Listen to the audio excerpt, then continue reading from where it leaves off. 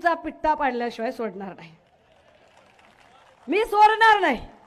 कारण काल तुम्ही कुणाच्या बी नादाला लागायचं, कुणाच्या पण.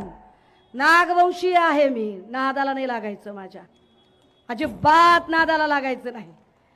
मी खूप आधी सांगितलेलं आहे, बाई समजून अजिबात हलक्यात घ्यायचं नाही. तुम्ही आम्हाला सांगायचं भूमिकांच्या बद्दल. अरे ज्या माणसाला आपला भाऊ मृत्यूशय्यावर असताना त्याच्या आजाराची जो माणूस नक्कल करतो, जो माणूस मिनिटाला भूमिका बदलतो.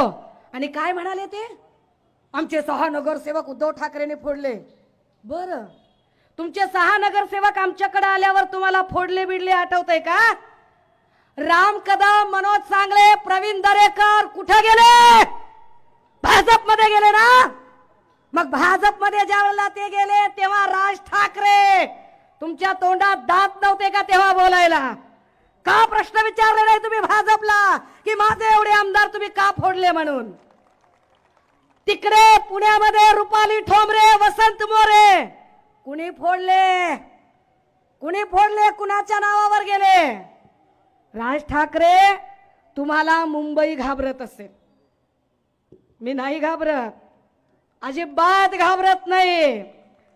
मी लाख वेळा सांगितलंय की मी झुकणाऱ्यांपैकी नाही, मी वाकणाऱ्यांपैकी नाही, मी विकणाऱ्यांपैकी नाही.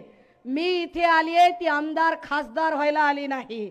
मी इथे आलीये कोविडच्या काळामध्ये सन्माननीय उद्धव साहेबांनी आमचा कुटुंब प्रमुख म्हणून, आमचा बाप भाऊ म्हणून या महाराष्ट्रामध्ये आमची प्रचंड काळजी घेतली. आज आमचा बाप भाऊ, आमचा कुटुंब प्रमुख जर अडचणीत आला असेल तर त्याची धर्माची बहीण म्हणून मी ताकदीनं लढण्यासाठी आली आणि ताकदीनं उभी राहिली. तर तुम्ही मला वंदनीय बाळासाहेबांच्या बद्दल सांगताय. अरे खैर, मी तर कॉलेजला होते, मी तर कुठल्याच राजकारणात नव्हते. आणि तुमच्या माहितीसाठी मी तर एकाही राजकीय पक्षाच्या माणसाला चळवळीत असताना सोडलेलं नाहीये.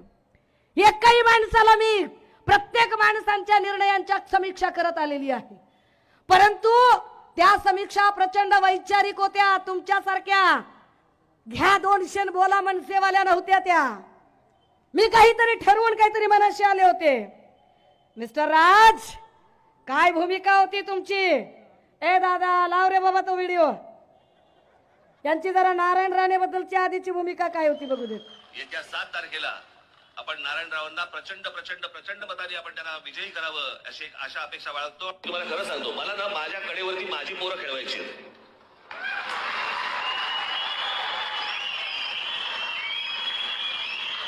सध्या महाराष्ट्रामध्ये काय झालंय, दुसऱ्याची पोरं कडेवरती घेऊन फिरण्यामध्ये जो आनंद मिळतोय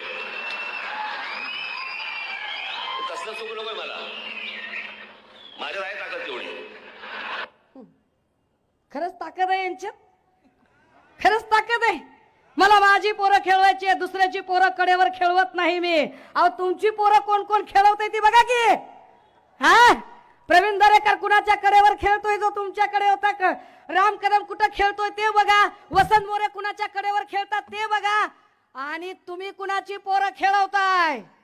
निलेश राणे आणि नितेश राणेंना तुम्ही कडेवर खेळवता, याचा अर्थ मी काय काढायचा तुम्ही सांगा.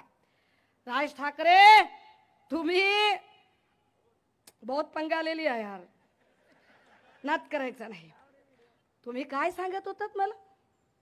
तुम्ही बोलणार परप्रांतीयांच्या बद्दल. तुम्ही जैन धर्मीयांचा पर्युषण काळ चालू असताना तिथं जिवंत कोंबड्या नेऊन त्यांच्यासमोर कापणारे आणि जाणीवपूर्वक धार्मिक दंगल कशी निर्माण होईल याचा प्रयत्न करणारे तुम्ही शहाणपण शिकवणार आम्हाला. माझ्याकडे खूप मुद्दे आहेत. मी म्हटलं ना की वेळ कमी आहे, आचारसंहिता आहे आणि पुढे खूप लोक वाट बघत आहेत, म्हणून मला काही महत्त्वाचे मुद्दे तुमच्या समोर मांडायचे आहेत. एक पुरावा दिला पाहिजे सगळ्या चॅनलला, सगळ्या मीडियाला. एक पत्र आठवतंय का कुणाला? महिला सुरक्षेचा विषय चालू होता. ब्रिजभूषण सिंगवर लैंगिक शोषणाचे आरोप झाले. महिला खेळाडूंनी आरोप केले, आठवतंय? या आरोपानंतर ब्रिजभूषण सिंग महाराष्ट्रात येणार होता, त्याला अडवायची भाषा कुणी केली? घ्या 200 बोला मनसे यांनी केली. त्याचं हे पत्र काय लिहिलं या पत्रामध्ये? To honourable prime minister Shri Narendra Modi ji, subject seeking your attention to the just demands of women wrestlers. हे पत्र लिहितात की त्या महिलांच्या बद्दल मी तुमच्याकडे लक्ष वेधू इच्छितो.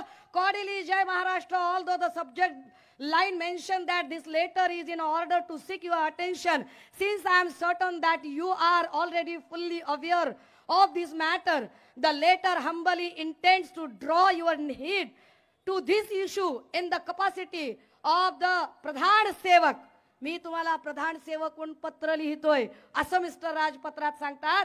The women wrestlers whom we proudly call as the daughters of our country, आमच्या देशाच्या त्या लेकी आहेत, and through the hard work of whom the country has found multiple occasions to cite medals in the game of wrestling, are winning for their plea for days together in Delhi. Their accusation is on the president of the Wrestling Federation of India is of having sexually harassed them. All they demand. पत्र खूप मोठं आहे, पण पत्राचा असा हा मायना आहे की असा माणूस आमच्याकडे तर येऊ देणारच नाही, पण तुम्ही याच्यावर कायदेशीर कारवाई करा. मी हे पत्र तुम्हाला लिहित आहे असं म्हटल्याबरोबर बोला मनसेन घ्या 200 वाल्यांनी हे पत्र सगळीकडे व्हायरल केलं की बघा आमच्या नेत्यामध्ये किती ताकद आहे, बघा आमच्या नेत्यात किती ताकद आहे की आमच्या नेत्याने चक्क प्रधानमंत्र्याला पत्र लिहून खडसावलं, सांगितलं